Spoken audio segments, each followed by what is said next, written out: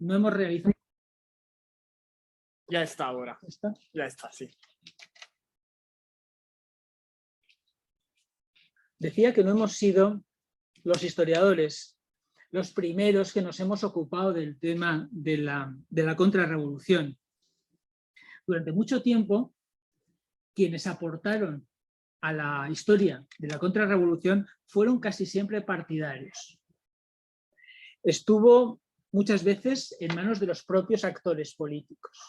Ellos fueron los que dieron testimonio, los que articularon, los que organizaron y los que construyeron los primeros relatos sobre la contrarrevolución. Sirvió para denunciar los obstáculos al proceso de cambio de las revoluciones liberales. Cuando en los procesos de las revoluciones liberales alguien conspiraba, se movilizaba en contra de ella, siempre fue calificado como un contrarrevolucionario. Pero también sirvió para aquellos que hacían el elogio de la armonía de las viejas sociedades prerrevolucionarias. Es decir, también, de alguna manera, los que se identificaron por esa lucha contra la revolución lo hicieron por la defensa de un mundo anterior que consideraban mejor. El género habitual de todas estas historias eran generalmente hechos de armas, biografías, muchísimas biografías y también testimonios memorialísticos, testimonios realizados en primera persona.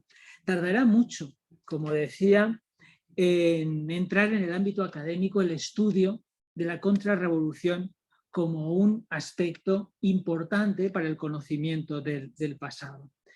A mí me gusta situar la atención en la historiografía francesa de los años 60, en los que se genera un espacio de investigación muy específico donde la contrarrevolución comienza a situarse junto a los estudios que tienen que ver con la revolución.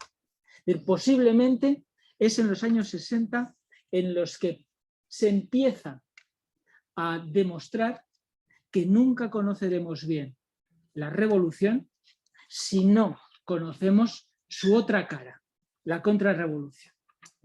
Ya era una afirmación que dejó por escrita Charles Tilly, pero que se ha venido confirmando a partir de entonces. La idea de que revolución y contrarrevolución deben ser utilizados, estudiados de manera conjunta.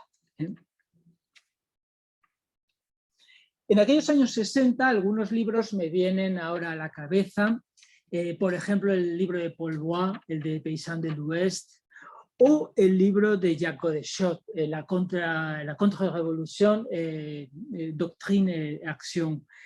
Es decir, dos libros manifiestamente diferentes. El Paysans de l'Ouest de Paul Bois era un libro de una enorme dimensión social, de un estructuralismo manifiesto, pero que representa muy bien las preocupaciones de la época, y no solo de esos años 60, sino las preocupaciones que ocupaban a los historiadores de la contrarrevolución 2 décadas más tarde, cuando yo empecé a realizar mis investigaciones. ¿Cuál era un poco esa reflexión que nos ocupaba? En aquel momento había una honda preocupación social, había una cierta lógica mecanicista en la movilización social, en el estudio de los movimientos sociales. Y de alguna manera nuestros estudios trataron siempre de ver la correlación que había entre sociedad, economía y política. Era, por lo tanto, estudios de profunda aproximación económico-social y al mismo tiempo tratar de identificar que a determinados comportamientos y a determinadas realidades políticas sociales les correspondían unos comportamientos políticos. Buena parte de esta historia social de finales del siglo pasado inspiran inspiran estos estudios de la primera época. En el caso de Godechot era una cuestión algo diferente. Godechot ya establece en su propio planteamiento dos partes muy definidas: la doctrina y la acción, la parte teórica y la parte de movimiento y de movimiento social. El planteamiento de Godechot era de por sí muy interesante, muy maduro, aunque tenía un serio problema, y era que las dos partes no estaban conectadas.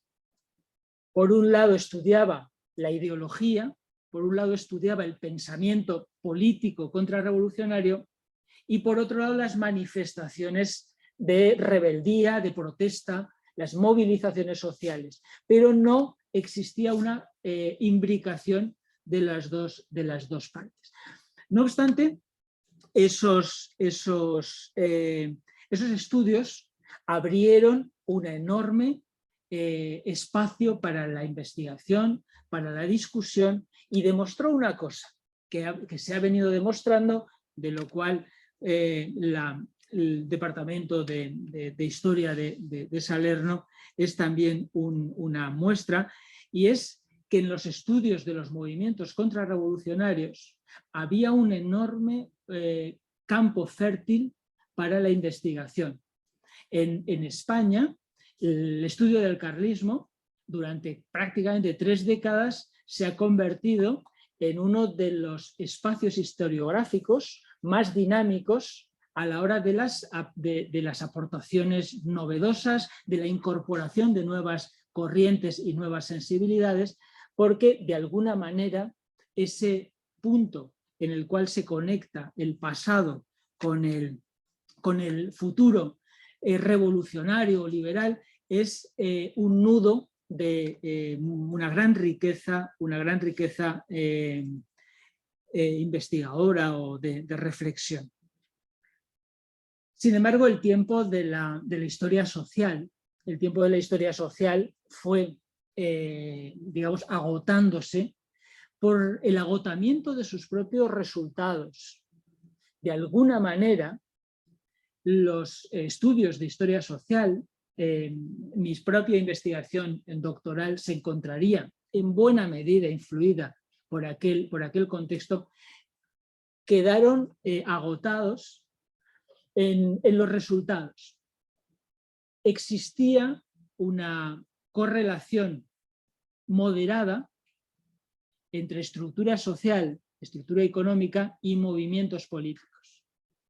Pero la estructura social y la estructura económica no explicaban el conjunto de los movimientos que teníamos que estudiar. Llegamos a una ley casi de rendimientos decrecientes. Ya no podíamos aportar más explicaciones con ese mecanicismo de transmitir la economía y la sociedad a la política. Y es en ese momento, hacia finales del siglo XX, en el que empiezan a aparecer nuevas sensibilidades historiográficas. Esas nuevas sensibilidades historiográficas están marcadas por el giro cultural y el giro político que va experimentando los estudios de historia. Y la historia de la contrarrevolución entre ellos.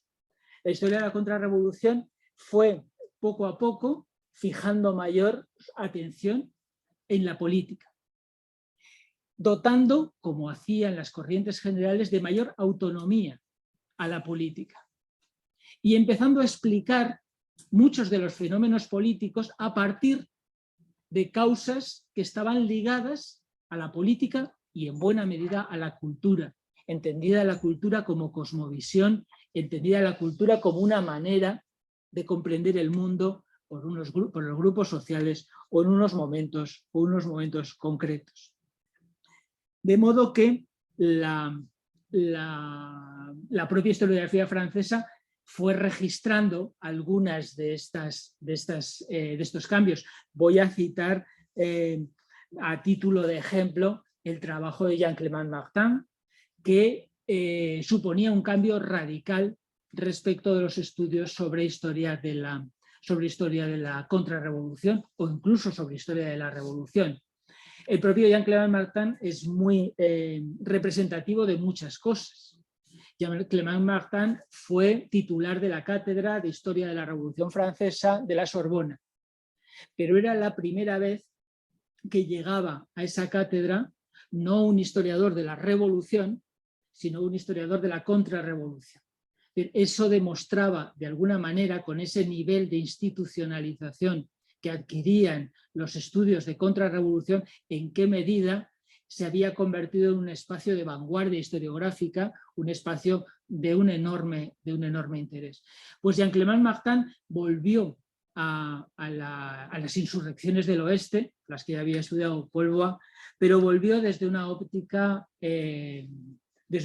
cultural, desde una revisión del relato.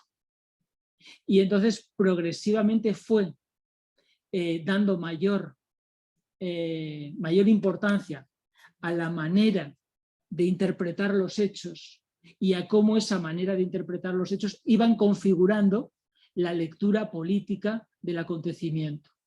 La obra de Jean-Clément Martin se focaliza ya no en los sucesos, sino en la interpretación que tuvieron los sucesos y que fueron configurando una identidad colectiva, no solo en lo que sucedió, sino cómo se procesó intelectualmente, cómo se procesó socialmente en términos de identidad. De alguna manera era el desembarco de la contrarrevolución en esta otra dimensión, de la interpretación cultural o de la interpretación política de los acontecimientos. La relación compleja entre realidad y relato, algo que Silvia Sonetti también ha trabajado en el caso de Ponte Landolfo, es esa tensión existente entre los hechos y la interpretación de los hechos. No es la negación del hecho, sino la digestión política del acontecimiento y cómo se configura el relato que lo permite leer a lo largo del tiempo. Bueno, en realidad la historia de la contrarrevolución o la historiografía de la contrarrevolución nunca ha llegado a desprenderse de sus implicaciones políticas. Nunca ha terminado de ser por completo un territorio historiográfico neto, un territorio científico al 100%. Siempre los historiadores académicos han tenido que convivir con una producción historiográfica de naturaleza aficionada, una producción historiográfica, digamos, de combate político. En el caso de España, por ejemplo, los propios militantes políticos de la contrarrevolución, en general los carlistas, los neotradicionalistas, siempre tuvieron una enorme predilección por la historia. Entonces, sus libros en los que pretendían interpretar el pasado eran armas de combate político en el presente. Entonces, el historiador académico siempre tenía que establecer la separación que existía entre quienes estudiaban el pasado por la voluntad de comprensión del pasado científicamente entendido y aquellos que convertían el pasado en un arma de combate en el futuro. En los años posteriores a la transición a la democracia en España, los años 80, se creó incluso una gran fundación, una gran editorial en España, en la cual se produjeron una enorme cantidad de trabajos, algunos de ellos, incluso tesis doctorales, de importante carga política de fondo. Con lo cual siempre el espacio de discusión se combinaba de productos netamente científicos y productos de naturaleza política. En el caso del neoborbonismo, imagino que se sucede algo muy similar, donde si uno se va a una librería y mira los libros que hacen referencia a los movimientos contrarrevolucionarios del siglo XIX, conviven productos científicos con productos de naturaleza aficionada, de naturaleza amateur e incluso vinculadas a veces a partidos o a movimientos políticos concretos. Por lo tanto, siempre, hasta la fecha de hoy, el campo de la contrarrevolución ha sido un campo mixto en el que conviven productos, historiadores y científicos y otros que utilizan interpretaciones nostálgicas de un pasado vagamente inventado con intencionalidad, con otros productos de intencionalidad política.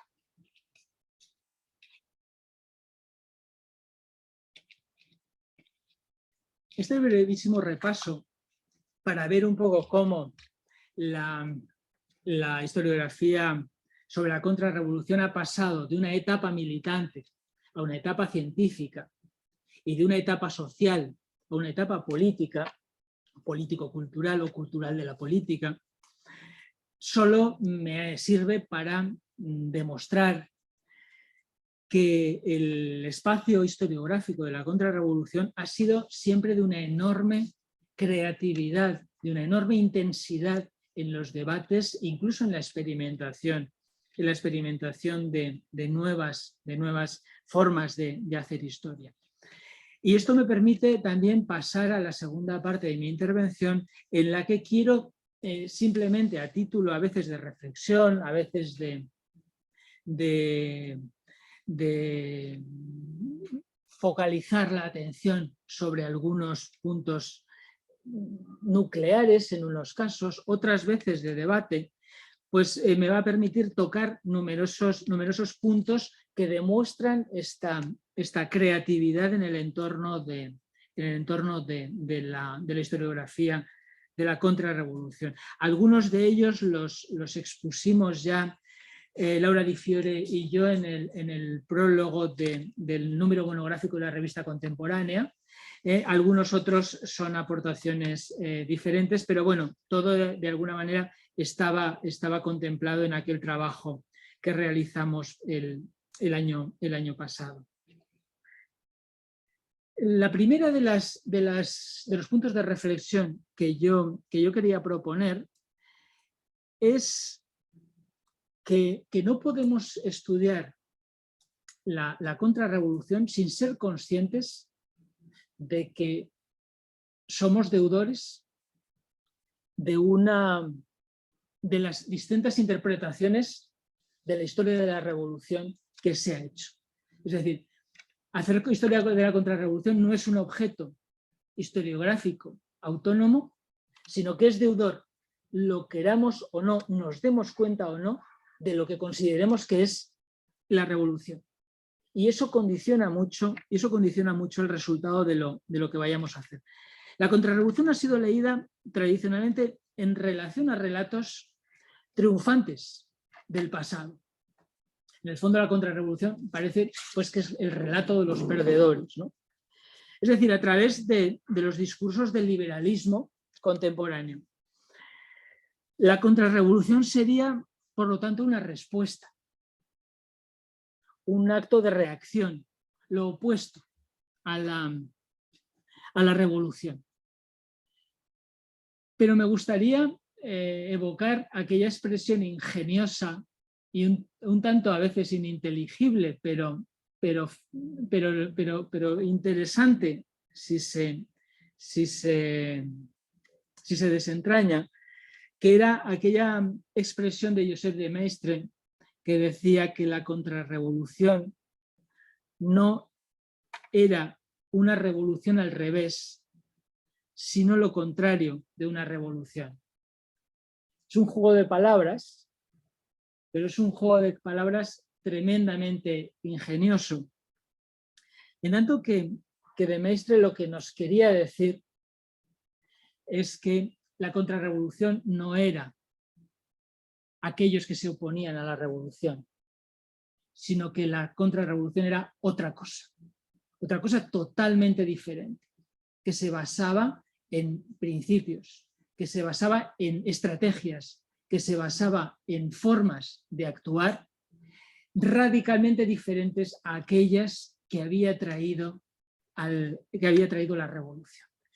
Esto, tomando las palabras de Maistre, nos puede permitir entender un aspecto de la contrarrevolución que no siempre se ha tenido en cuenta, considerando que la contrarrevolución era los esfuerzos que se habían hecho por frenar la revolución.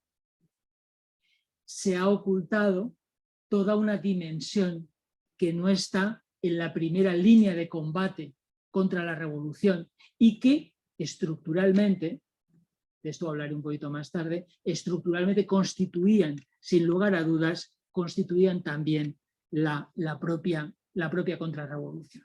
No es lo contrario de una revolución, no es una revolución al revés, sino lo contrario de una revolución. El segundo de los aspectos que querría señalar es que la contrarrevolución no es tanto o no es solo oposición al liberalismo, sino resistencia.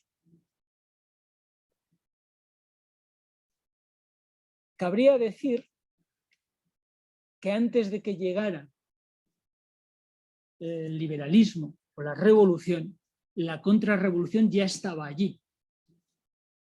Entonces no nace del acto de contestar, responder, reaccionar a la acción revolucionaria, sino que la contrarrevolución es la estructura estante, la estructura presente en ese lugar antes incluso de que exista. Es verdad que la revolución condiciona la situación y condiciona los movimientos, pero no podemos considerar que solo esos movimientos son la contrarrevolución. Para entender la verdadera dimensión de la contrarrevolución, no basta con analizar las líneas de conflicto, esas líneas que se opusieron directamente al proyecto político revolucionario, sino que es necesario atender a todas aquellas formas de concebir el futuro que no pasaban por el liberalismo. No solo consideraban el futuro los que encarnaban las filas del liberalismo o de la revolución, también confiaban en el futuro quienes no estaban en las filas del liberalismo. De facto, muchos de ellos se oponían a él con otras formas diferentes. Y eso supone no limitarse a considerar la contrarrevolución como una oposición armada o como una posición ideológica explícita que surgieran de manera dialéctica como respuesta directa a las transformaciones liberales, sino que es necesario incorporar también todas aquellas acciones que desconfiaban del cambio, no solo porque el cambio fuera liberal, sino solamente porque el cambio fuera cambio.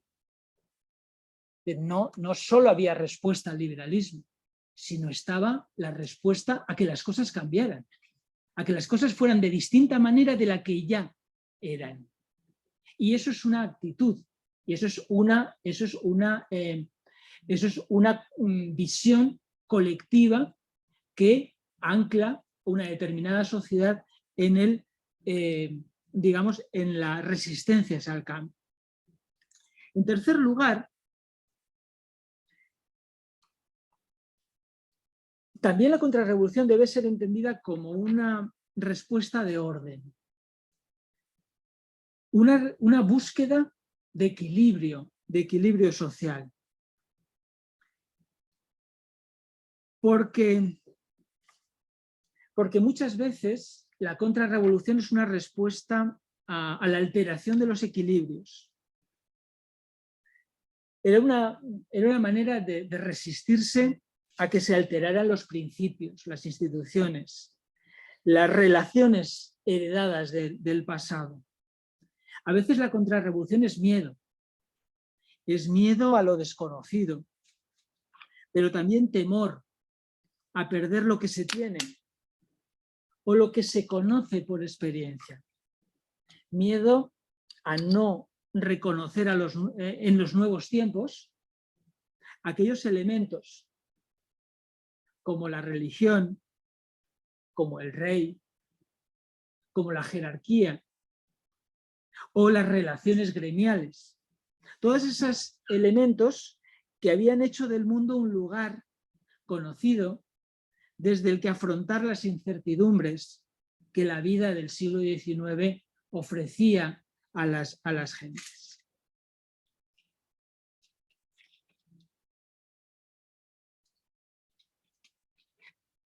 En cuarto lugar,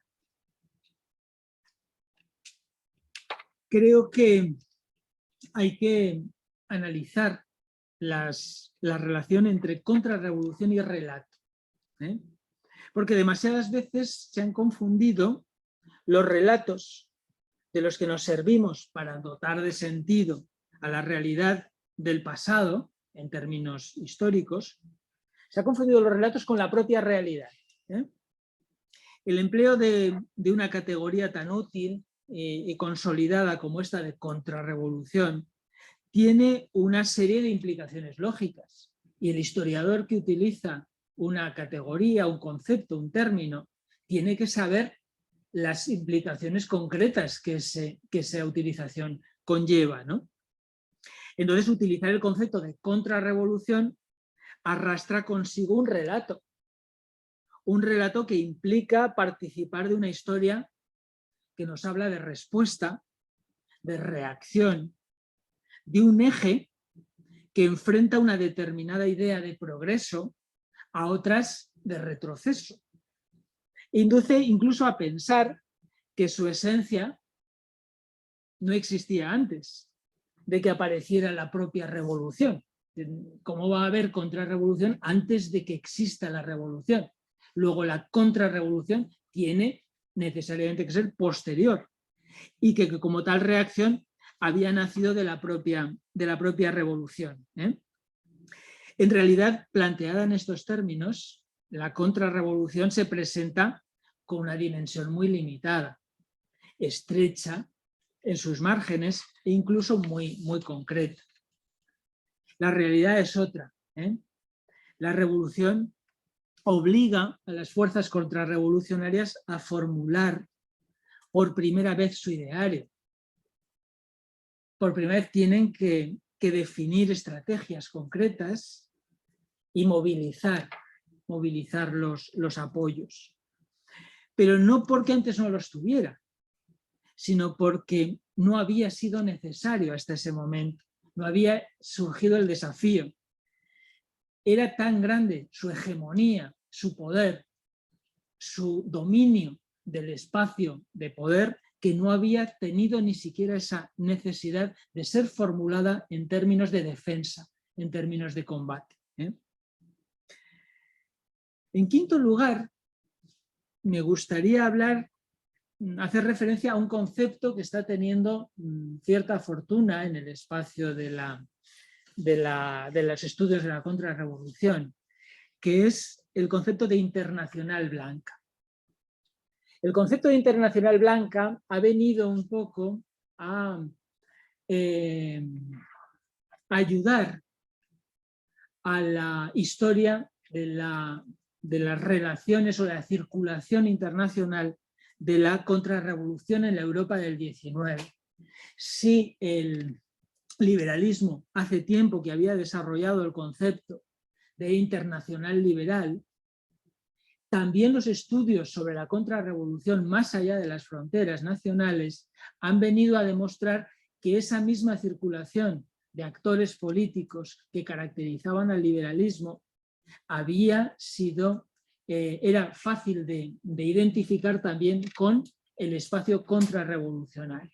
En el espacio contrarrevolucionario también había combatientes que circulaban más allá de las fronteras, hubo exilios que terminaron siendo políticamente muy difusores de ideología.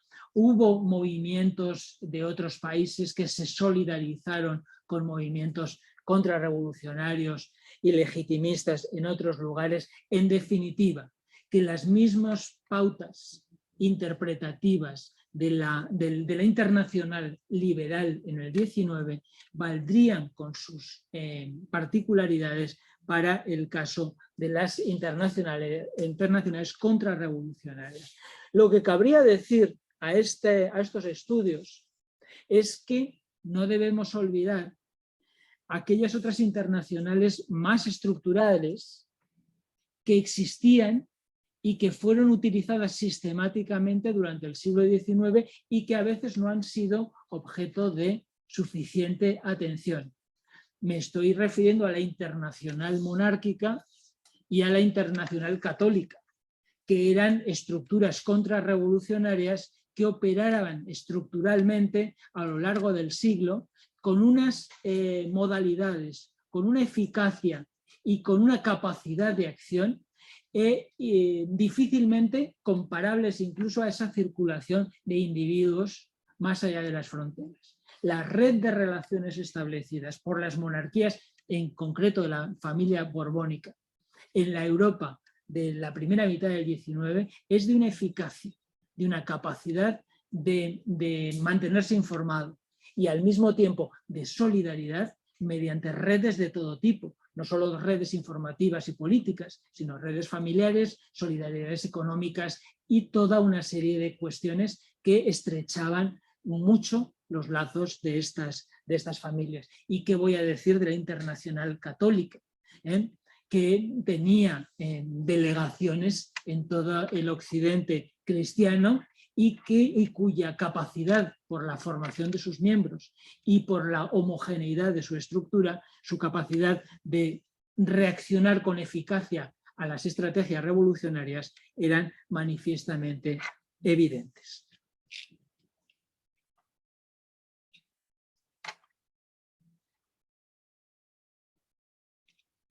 En sexto lugar, querría plantear lo importante que puede resultar para las investigaciones sobre la contrarrevolución la idea de recontemporaneizar la interpretación que hacemos sobre el hecho contrarrevolucionario. El estudio de la contrarrevolución hoy en día debe de partir de un esfuerzo de recontemporaneizar el estudio de esa sociedad europea del XIX.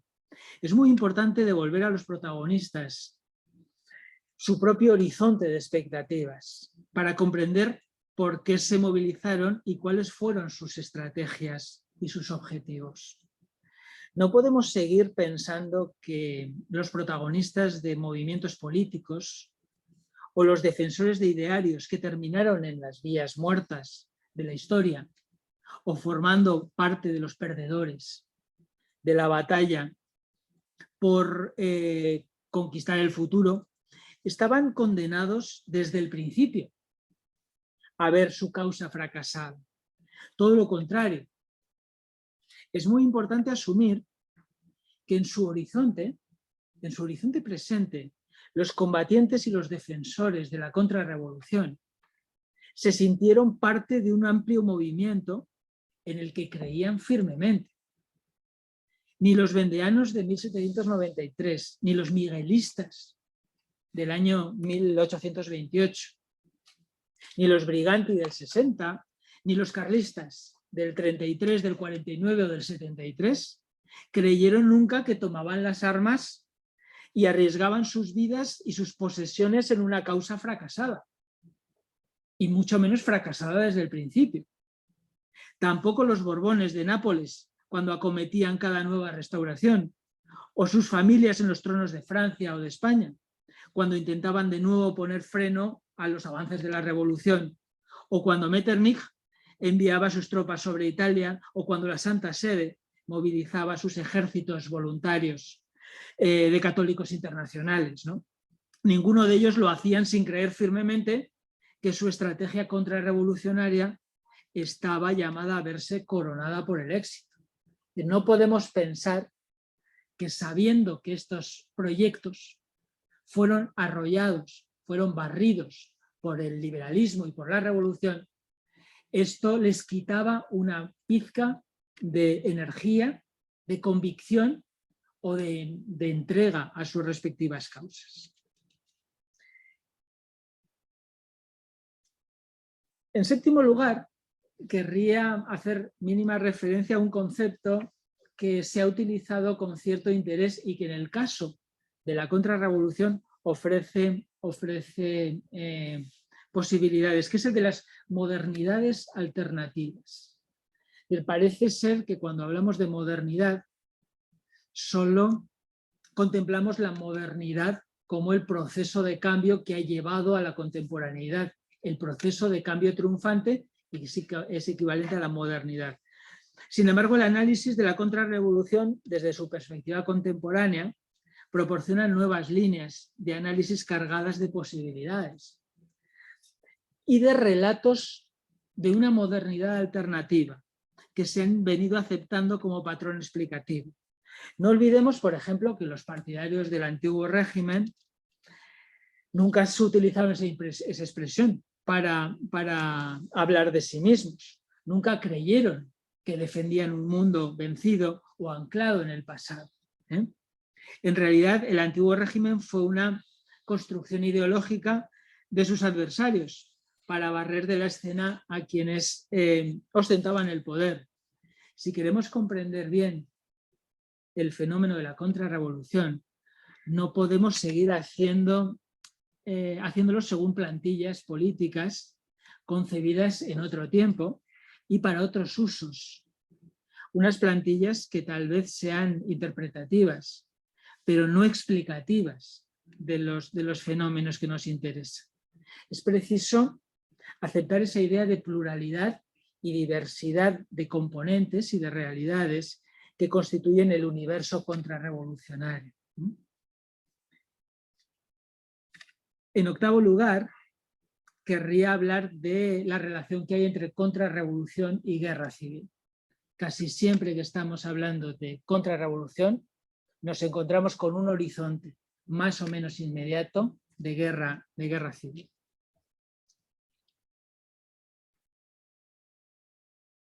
Existe una relación muy estrecha entre contrarrevolución y guerra civil. ¿Quién? Y surge siempre la pregunta de quién tiene la responsabilidad de haber producido la fractura de la comunidad. Los revolucionarios, es decir, la guerra civil viene provocada por el impulso revolucionario, o la guerra civil es producto de la resistencia, de la respuesta contrarrevolucionaria.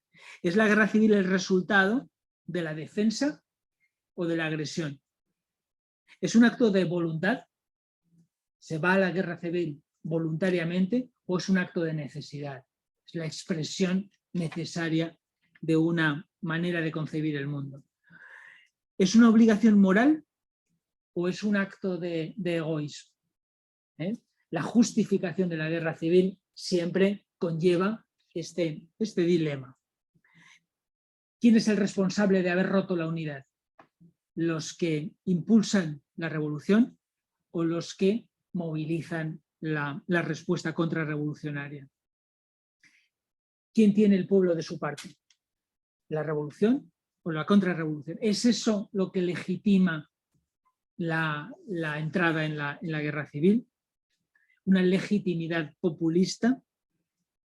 Koselleck hablaba siempre de que la revolución era un movimiento que expresaba la justificación para la guerra civil. La revolución siempre justificó por la participación popular, por el consenso, por la capacidad de desbordar, siempre justificó la guerra civil. En el caso de Arno Mayer decía que no hay revolución sin violencia y guerra civil. Y Arno Mayer consideraba que no era responsabilidad última de la contrarrevolución, sino que la violencia y la guerra civil estaban ya contenidas en la propia revolución. En definitiva, nosotros podemos parafrasear a Arno Mayer y decir que lo que sí es evidente es que no hay contrarrevolución sin violencia y sin guerra civil. En noveno lugar, señalaría que es posible la historia, es una pregunta sobre si es posible la historia de la historia comparada de las contrarrevoluciones. La contrarrevolución siempre ha planteado un problema de naturaleza cronológica, porque no existe una amplia correlación cronológica entre los distintos episodios contrarrevolucionarios. De alguna manera, la cronología diluye en el tiempo los episodios contrarrevolucionarios. La comparación, sin embargo, de los procesos es muy productiva en términos historiográficos, pero hay que hacerlo comparando procesos que no sean coetáneos, porque los fenómenos contrarrevolucionarios se mueven con estructuras similares a lo largo del tiempo. El resultado de esta comparación, cuando se rompe la cronología, es espectacular si se tiene en cuenta los procesos institucionales que afectan, por ejemplo, a las monarquías, a las élites sociales, a las estrategias de movilización, a las formas de combatir o a la relación que pueda haber entre ejército y sociedad. Lo importante, por lo tanto, es saber identificar los patrones de respuesta contrarrevolucionaria y no tratar de encontrar las similitudes en una sincronía que muchas veces los fenómenos contrarrevolucionarios no tienen. En décimo lugar, solo tengo 13. En décimo lugar, ya me dirás cómo vamos de tiempo. Otros 10, 15 minutos. Vale. En décimo lugar, querría llamar la atención sobre uno de los aspectos de la contrarrevolución que mejores resultados ha dado en los últimos tiempos, y tanto los compañeros de aquí de Salerno como los de Zaragoza hemos avanzado bastante en ello, que es la idea de un patriotismo contrarrevolucionario. Se puede hablar de un patriotismo contrarrevolucionario. Era evidente que la revolución utilizó el patriotismo como uno de sus grandes valores. Era una manera de legitimar la revolución. El apoyo popular era una forma de mostrar el consenso en torno al proyecto político. Y esa incorporación popular suponía una manera de nacionalizar, de dar cuerpo social al proyecto político revolucionario. Lo que se había dado por hecho es que ese era el único fenómeno de nacionalización que había tenido en la época de la revolución. Estudios más recientes nos han mostrado que la revolución, digamos que trastorna todo, pero también trastorna desde esta perspectiva el espacio contrarrevolucionario. Y también la contrarrevolución empieza a producir movimientos populares de apoyo a sus conceptos de Estado o su concepto de nación. En este caso, la experiencia revolucionaria revoluciona también, valga la expresión, las filas contrarrevolucionarias, donde se produce paralelamente un proceso de patriotismo, de un patriotismo monárquico, de un patriotismo contrarrevolucionario, cuya identificación entre militante, entre participante y causa es similar y con patrones muy equiparables a los del patriotismo revolucionario. En número 11 de las reflexiones es la idea de que debemos entender la contrarrevolución como una realidad sistémica y no sistemática. Parece un juego de palabras, pero resulta resulta interesante reflexionar sobre ella. De alguna manera, estudiando la contrarrevolución como una forma de reacción sistemática, es decir, sistemática a la acción revolucionaria, lo que estamos es viendo la espuma de la superficie de la resistencia contrarrevolucionaria. Solo entendiendo el mundo desde la perspectiva de los que forjaban el ideario o la acción contrarrevolucionaria, comprenderemos que para ellos resistirse no era solo una forma de combate, sino que era una forma de vida.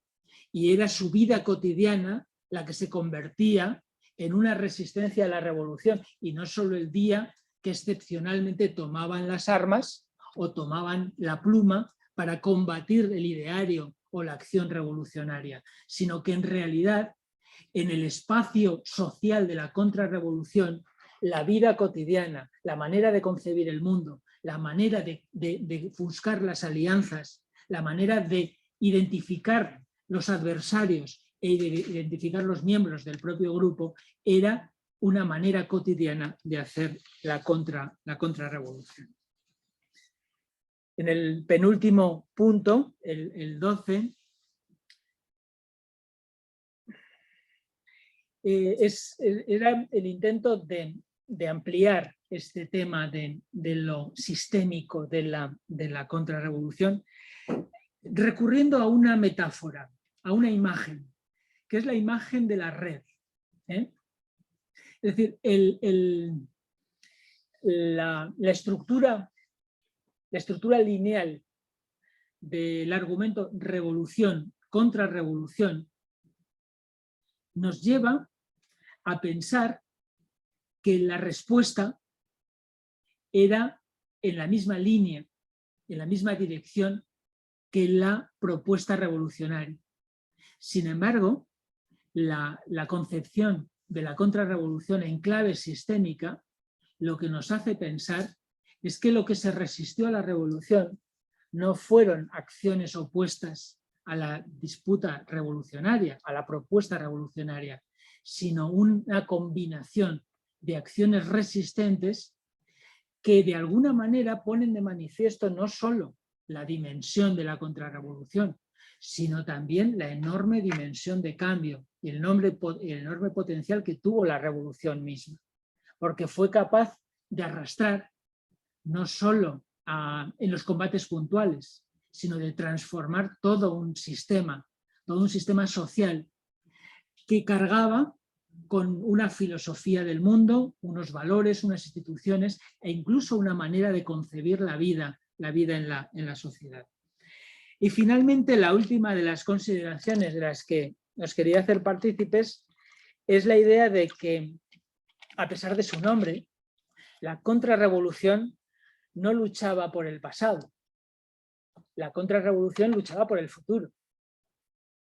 Es en realidad, son sus adversarios los que tenían la necesidad de expresar que la contrarrevolución no tenía futuro, solo tenía pasado.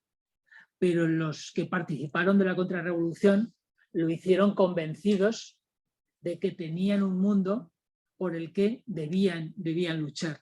Y ese era el horizonte que les daba la fuerza y que al mismo tiempo les permitía no estar con los pies anclados en el suelo del pasado, sino tener una enorme capacidad de cambio. En este punto cabe la posibilidad de citar a la obra de Jordi Canal, Banderas blancas, boinas rojas, y también sus investigaciones anteriores, donde puso de manifiesto la enorme modernidad política de las estrategias de los partidos contrarrevolucionarios, de los partidos carlistas en España. Es decir, que ideario reaccionario, ideario de orden, no era sinónimo de acción modernizadora y de nuevas estrategias de combate político. Bueno, en definitiva, a modo de conclusión, simplemente decir que la contrarrevolución es un territorio historiográfico muy fértil, que es necesario abordar la contrarrevolución en su realidad estructural y sistémica, y no solo en la superficie, que hay un campo enorme de posibilidades para el estudio, que es la politización de los sectores contrarrevolucionarios, es decir, se conocen muy bien la politización de los sectores revolucionarios. Hay estudios desde hace muchísimas décadas y se ha visto bien cómo se ha politizado en clave revolucionaria la sociedad, pero apenas se ha estudiado todos los procesos de politización en el 19 ligados a formaciones contrarrevolucionarias. Además, es importante estudiar al mismo tiempo las realidades y los relatos, para tener bastante claro cuando nos enfrentamos a interpretaciones y cuando a escenas o a realidades del pasado. Y finalmente la idea de que tanto se debe atender a la dinámica de cambio como a la dinámica de continuidad.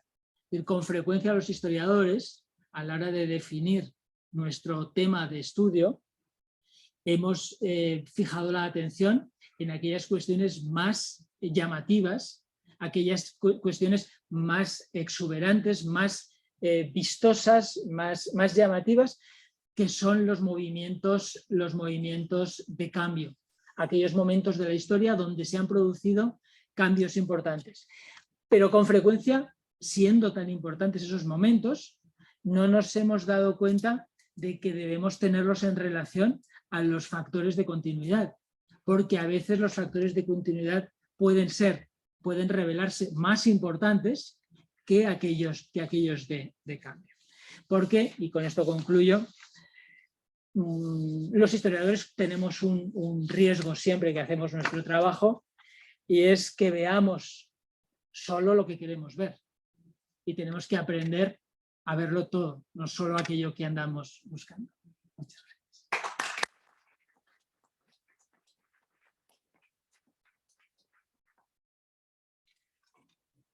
Sí, muchas gracias al profesor Pedro Rúcula, porque no solo ha tratado de hacer una larga reflexión historiográfica sobre el origen, el desarrollo de ese campo de investigación que está pareciendo siempre mucho más fértil, pero también ha puesto en la mesa temas metodológicos, problemas interpretativos que nos han interesado mucho y siguen interesarnos para nuestros trabajos.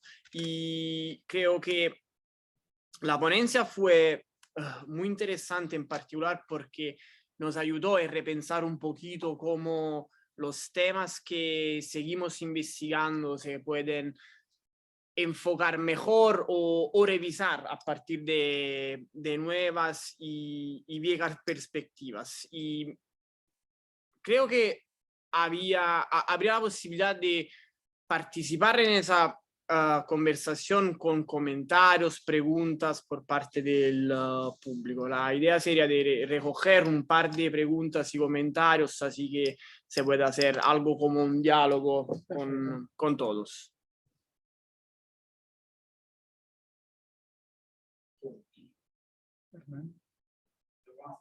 Hernán. Profesor, muchas gracias. Yo quisiera hacer una pregunta a propósito, sobre todo del punto 9, ¿no? De la cuestión comparada, ya que efectivamente la cronología diversa plantea diferentes problemas y se conecta obviamente también con la pregunta 5, ¿no? La internacional blanca, estos viajeros que comunican la contrarrevolución y que aprovechan incluso mecanismos compartidos con los revolucionarios. Mi pregunta es justamente a propósito de las categorías útiles para el estudio comparado de las contrarrevoluciones. Me viene a la mente una, que es la que propone Jordi Canal con el concepto de adaptabilidad, ¿no? ¿Cuáles de los movimientos contrarrevolucionarios tienden a adaptarse mejor según sus circunstancias? Y cómo ese adaptarse mejor tiene que ver también con adoptar o aprender mucho de la revolución. Entonces quisiera saber un poco también qué otros conceptos se pueden aprovechar para poner en juego, para poder realizar un estudio comparado de las contrarrevoluciones. Sí, la pregunta es muy interesante y al mismo tiempo muy complicada. Voy a empezar con una reflexión en clave de experiencia personal. Es decir, cuando yo elaboraba mi investigación doctoral, tenía una intuición. A veces las investigaciones avanzan a fuerza de intuiciones. No digo que sean intuiciones absolutas, sino a veces intuiciones informadas. Y era que necesitaba ensayar las posibilidades de comparar el carlismo, que era mi tema de investigación, con el movimiento vendeano francés, que había tenido lugar 4 décadas antes. Lo más razonable hubiera sido no intentar la comparación, porque con 4 décadas de por medio era muy difícil que algo así funcionase. Y aún así lo intenté y el resultado no fue del todo mal, porque lo que pude rápidamente darme cuenta es que en el plano metodológico las investigaciones eran perfectamente compatibles. Es decir, había mucho que aprender de cómo se había ensayado la investigación sobre fenómenos contrarrevolucionarios en otros espacios y en otros tiempos. Y en segundo lugar, que había estructuras movilizadoras que eran puntos de elementos comunes entre todos los movimientos contrarrevolucionarios.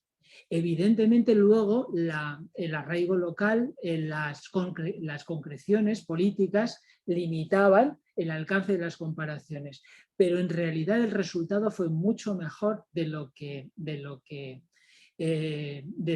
había imaginado. Y en fechas más recientes, y ya que está el profesor Pinto aquí, las estructuras de movilización monárquica y armada del brigantacho a finales de la época borbónica en el Mezzogiorno italiano son de una similitud espectacular, es decir, llamativa, respecto de estructuras de movilización monárquica y armada del carlismo 2 y 3 décadas anteriores. Es decir, que de alguna manera, si tenemos la capacidad de abstraer las cronologías, la contrarrevolución se muestra con esa unidad que de alguna manera el propio concepto, por su flexibilidad, nos dice. Y respecto a la idea de la adaptabilidad, me surge una reflexión, y es que cuando hablamos de la Vendée, cuando hablamos del miguelismo, cuando hablamos del carlismo o del brigantacho, en realidad solo estamos hablando de los casos excepcionales, digamos, de éxito, entre comillas, éxito contrarrevolucionario. Es decir, son las tipologías donde su capacidad para adaptarse a la realidad del momento han sido más exitosas. Entonces nos encontraremos en cada uno de estos tipos con modelos de adaptabilidad a la situación, lo cual no garantiza, como hemos sabido, el éxito, pero sí la optimización de los recursos. Es decir, militarmente, casi todas estas formaciones obtuvieron unos resultados muy por encima de lo que en buena lógica, comparando las fuerzas de cada uno de ellos, deberían haber alcanzado. ¿Alguien más?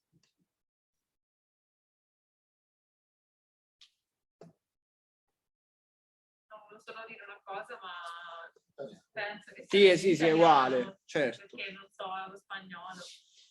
Secondo me l'intervento che ha fatto lei, professore, ha molto a che fare anche con la filosofia della storia, riguardo la necessità più che la necessità, l'opportunità del termine controrivoluzione e di quello che il termine controrivoluzione porta con sé soprattutto ai giorni nostri, quindi chiamare con un termine moderno un fenomeno che in realtà è di quasi 2 secoli fa, esattamente, e quindi anche tutte le implicazioni semantiche che il termine porta con sé, e in questo caso possiamo dire anche politiche, no? Ho fatto con l'allaccio al libro della professoressa Sonetti, L'Affaire Ponte Landolfo.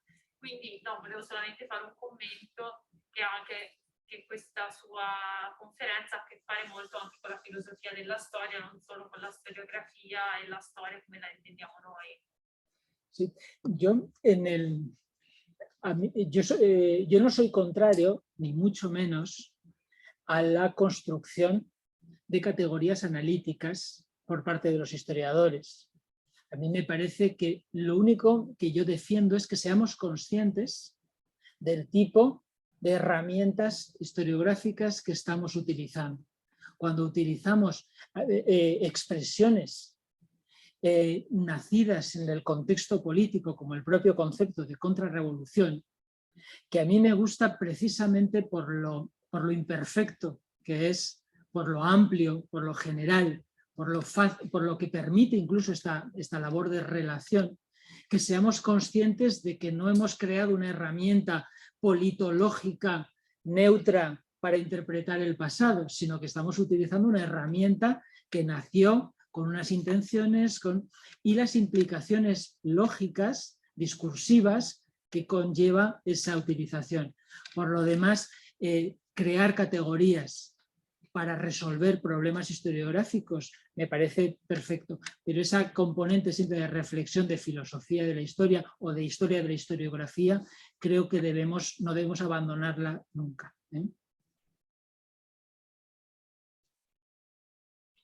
Alessandro y Marcela. Sì, io avrei una domanda che riguarda appunto lo studio dei processi di politicizzazione controrivoluzionaria, a partire proprio da alcune difficoltà che ho incontrato io nelle mie ricerche. Cioè, a me sembra che nel momento in cui intraprendiamo lo studio dei processi di politicizzazione controrivoluzionaria si insiste molto sullo studio delle manifestazioni di sentimenti controrivoluzionari e legittimisti, a partire da appunto episodi di rivolta, a partire dallo studio della violenza politica. Ma in che modo si può, se è possibile, cercare di ricostruire la formazione di queste culture popolari controrivoluzionarie in momenti in cui invece non esistono tensioni, violenze civili, a partire diciamo dalla vita quotidiana? In Italia questo è stato... Ci sono stati dei tentativi in questa direzione che però hanno studiato la diffusione della propaganda monarchica. Ecco, noi come possiamo andare alla ricerca della ricezione di questa propaganda o alla ricerca, diciamo, di ciò che proviene dalla sfera popolare, di ciò che, della visione del mondo, di chi poi si mobilita nei momenti di tensione a difesa del sovrano.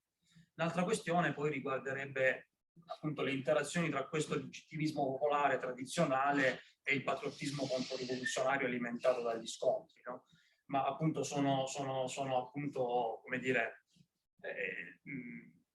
problemi che secondo me derivano dal contatto diretto con le fonti, dagli interrogativi che le fonti possono porre. Grazie. Yo el problema que planteas, que es muy importante, lo he resuelto a veces, a ver, no lo he puesto entre los problemas, pero podría haberlo puesto. Yo creo que en el estudio de la política en el siglo XIX tenemos un exceso de intelectualización. Creo que la política del siglo XIX es una política mucho más social, menos intelectual. No se aprendía en los libros, sino que se aprendía en la calle. Y entonces eso me ha llevado a valorar especialmente los momentos de transmisión del mensaje político. Entonces, uno de ellos, importantísimo, es la experiencia. Es justo lo contrario a la política como acto intelectual. Cuando los protagonistas políticos participan de una acción política, la manera de interiorizarla es directa. Entonces, en ese sentido, las guerras juegan un papel fundamental. No existe, yo creo que en el siglo XIX no existe ningún aprendizaje de la política más poderoso que el de las guerras, que el de las armas. porque conlleva una reflexión política de primera magnitud. ¿Quién somos nosotros y quién son los enemigos? ¿Por qué nos jugamos, arriesgamos la vida y por qué quieren acabar con la nuestra? Eso por un lado. En segundo lugar, yo creo que cuando hablamos de fenómenos de politización, no de élites, hay que mirar la calle. Hay que fijar nuestra atención de todo lo que sucede en la calle. Porque las fuentes literarias, la prensa, los escritos, solo es una versión muy, muy limitada del contenido político que circulaba en las calles. Porque la mayor parte de la sociedad del XIX es una sociedad analfabeta, pero no es una sociedad privada de política. Su analfabetismo no les limitaba el acceso a los contenidos políticos, solo que los obtenían de una manera diferente. La música, la poesía, la escenografía, el teatro, las procesiones, las fiestas, todo lo que sucedía en el interior de los teatros, que no eran obras, sino que había de todo absolutamente. Y luego, una cuestión muy importante, que en esto nuestro querido Jean-Philippe Louis lo hizo muy bien. Jean-Philippe Louis es un modernista que murió hace un par de años en medio de la pandemia, un gran historiador. Él era un modernista que llevaba muchos años estudiando historia contemporánea. En España la historia contemporánea es la primera mitad del XIX también. Y entonces aportaba a los historiadores contemporáneos muchas de las perspectivas del siglo XVII, del siglo XVIII que desconocíamos los historiadores contemporáneos. Y él nos habló mejor que nadie de todo lo que tenía que ver con la concepción colectiva de la vida política. Nosotros los contemporaneístas creemos que la política es política individual, decisiones individuales de individuos aislados.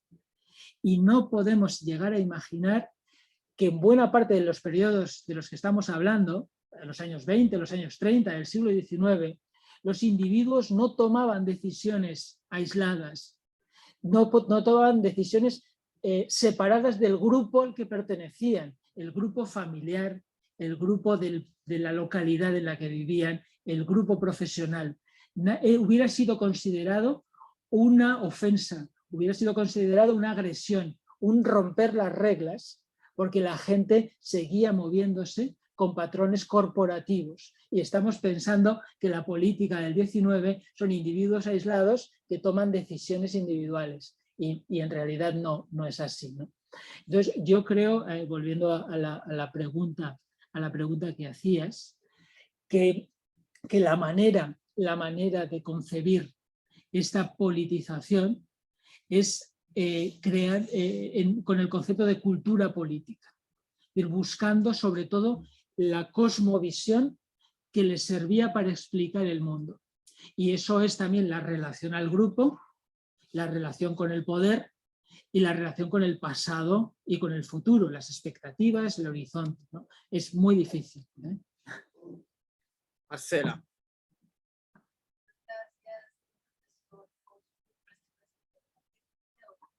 Solo me quedan como dos inquietudes muy pequeñitas. En cuanto uno, existe como una premeditación para realizar esa contrarrevolución, teniendo en cuenta de que la contrarrevolución, como usted explicaba, no es reactiva. Entonces hay una premeditación y una preparación para que se organice, se prepare esta contrarrevolución, por un lado. Y la otra va enfocada ya como tal al desarrollo de la contrarrevolución.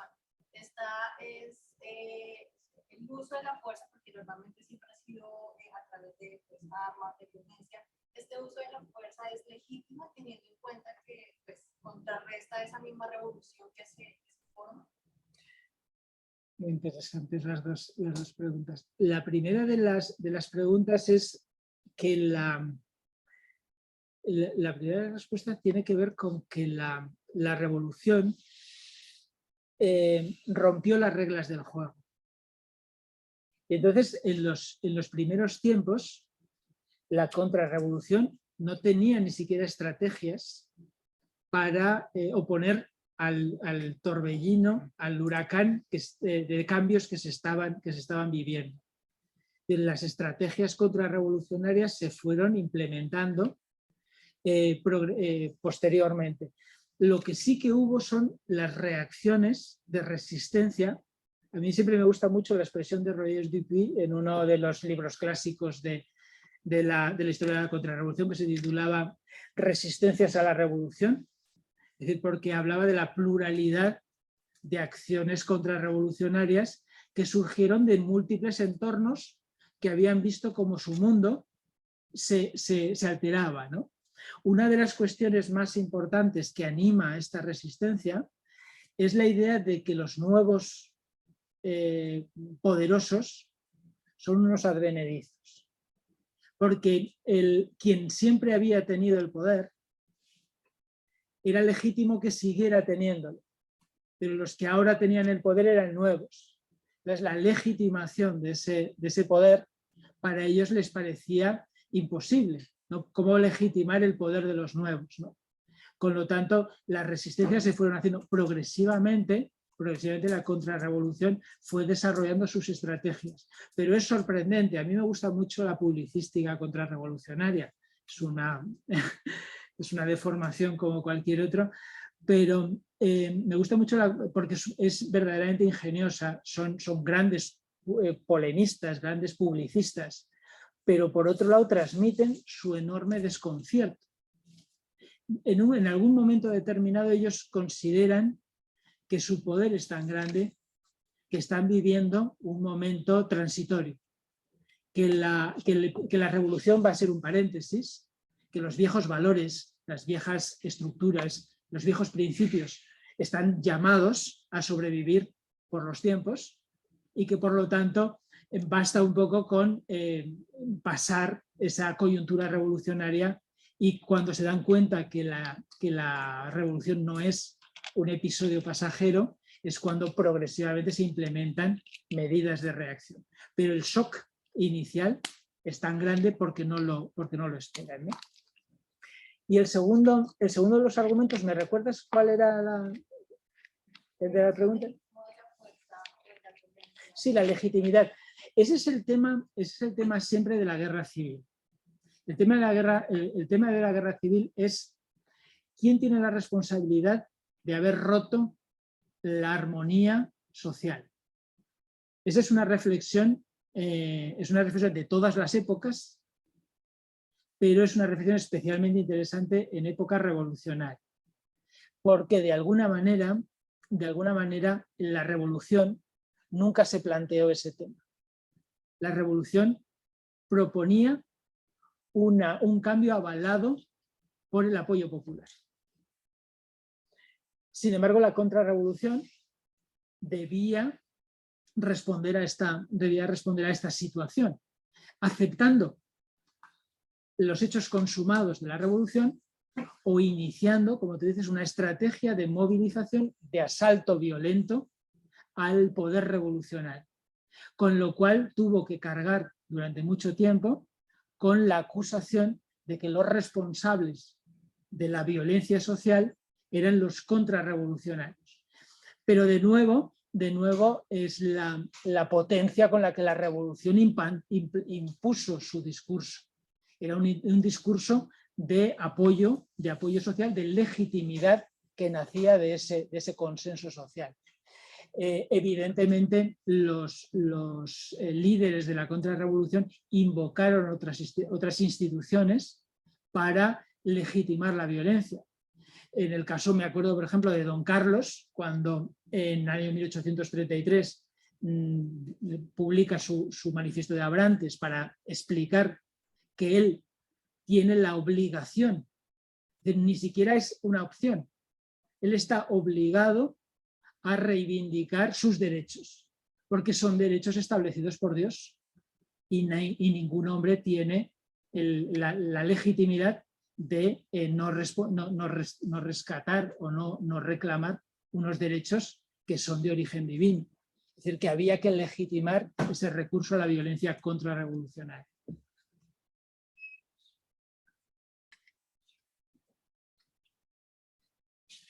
¿Alguien más que se apunta?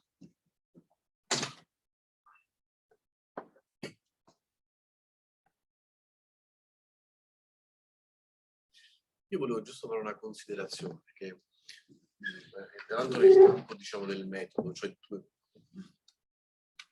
perché tutti quelli que están, todos los que están acá, están trabajando en tesis doctoral, en libros. Unos han sacado libros en esos meses, Alessandro, Giulio, donde el papel de la politica è lo más importante, cioè l'esperienza politica è importantissima.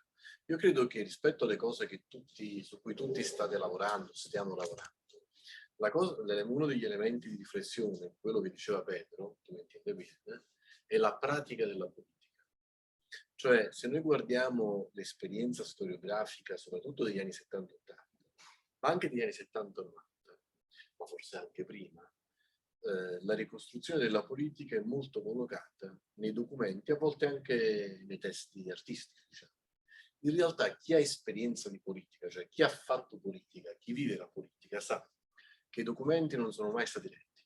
Questa è una considerazione che mi consentite a parte, diciamo, cioè chiunque ha fatto un'esperienza politica, questa è una considerazione extra storiografica, sta bene? Ok.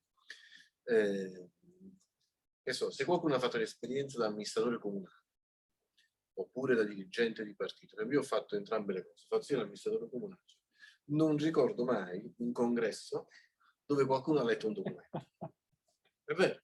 Per esempio, faccio una battuta e mi consentite, ai congressi di un partito X c'era una ricorrente metafora fatta da un celebre senatore di Salerno, il senatore De Simone Leggeri, in cui individuava il tradimento, cioè quello che passava da una corrente all'altra, quando tu lo chiamavi al telefono e quello ti rispondeva: sto leggendo i documenti. Allora, siccome nessuno aveva mai letto un documento, si inizia a raccontare, cioè che era stato, diciamo, questa è una battuta, ma non è una battuta. Cioè lo studio della pratica, cioè chi conosce la politica, sa che l'esperienza, l'organizzazione, la strutturazione della battaglia politica è fatta tutta sulla pratica. Poi si costruiscono a un certo livello idee che vengono adottate, cioè si costruiscono idee che la gran maggioria può adottare, può utilizzare, può utilizzare. Però la costruzione reale della battaglia politica è assolutamente fatta nella pratica e in come la pratica assorbe interessi, ambizioni e obiettivi. Per questo è molto importante, quando si ricostruisce la concretezza della politica, prendere atto che per che se non c'è la pratica e gli interessi e le ambizioni e le passioni, la politica non esiste. Diventa una costruzione artificiale. Bueno, es la idea de, pero es una buena enseñanza. Es decir, los historiadores, y más en el pasado, yo pienso que hemos cometido el error de intelectualizar en exceso la política y olvidar la dimensión práctica y táctica de la política, porque y es de la que nacen las relaciones y muchas veces las propias ideas, ¿no? Entonces, los documentos, como dice Carmine, solo nos presentan una de las dimensiones posibles de la política y no siempre la más auténtica, ¿no?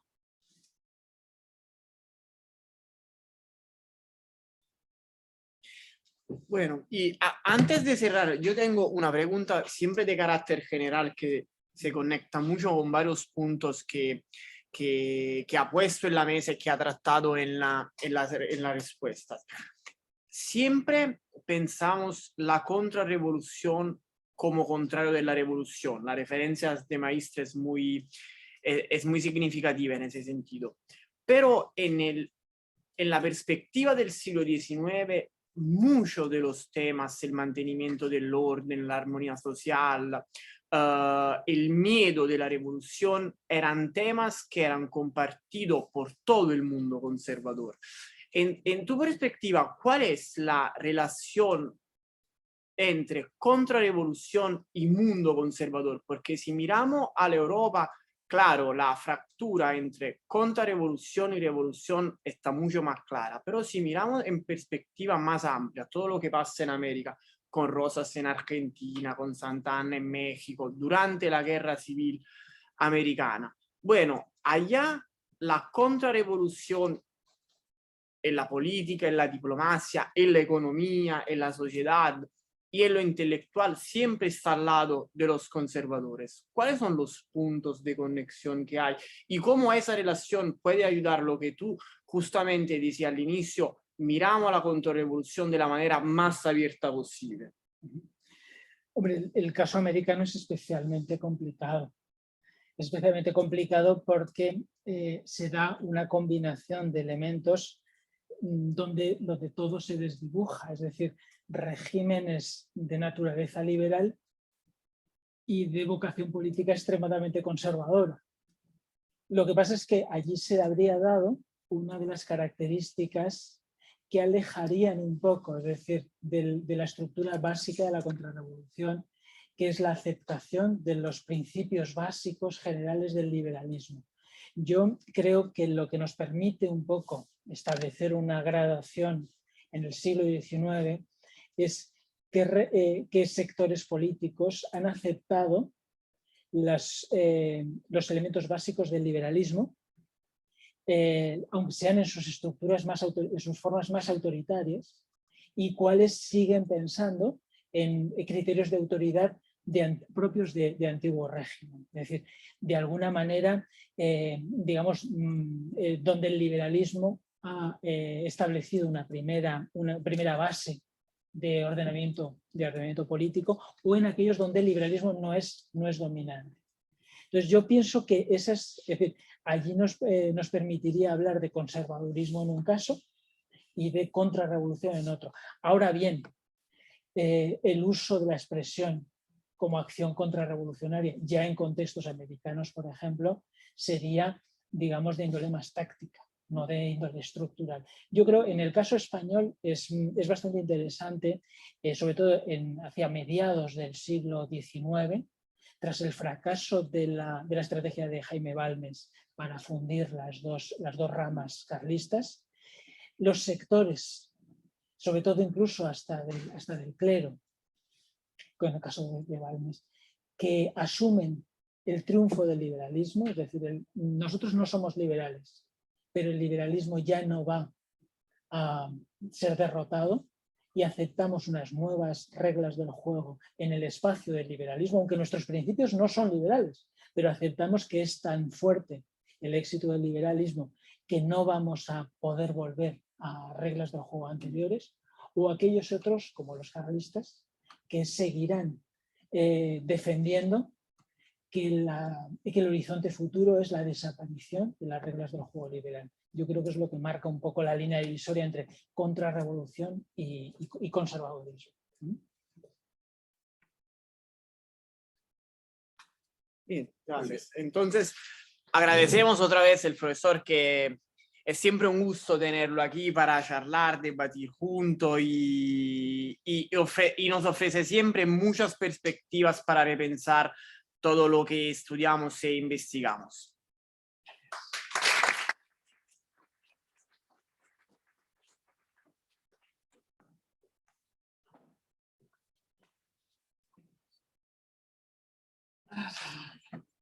Alessandro.